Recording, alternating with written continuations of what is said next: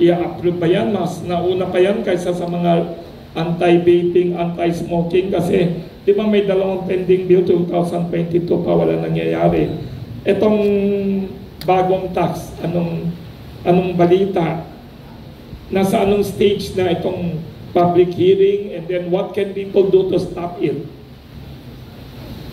Opo, yung fiscal incentive bill na tinukoy kanina ay nakapending po sa Committee on, if I'm not mistaken, sa Committee on Trade and Industry. Right now. Ngunit ayon sa update ng committee, na-refer po ito to the Ways and Means Committee dahil meron nga itong component on fiscal incentives. So, yes, nakapending po siya sa komite sa House of Representatives.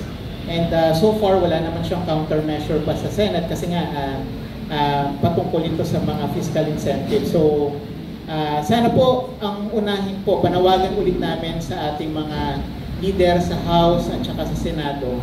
Ang sana pong umusad is yung pagpapaigting ng ating tobacco and vape regulation policies. Hindi po yung pagbibigay ng insentibo para gumawa or magkaroon pa ng mga ganitong produkto na ang ending po ay i-consume din ng ating mga kabataan. Kaya mahalaga po na sana magkaroon ng ganong klaseng kamalayan ng ating mga legislators. Thank you. May request dito kasi may importanteng video papakita.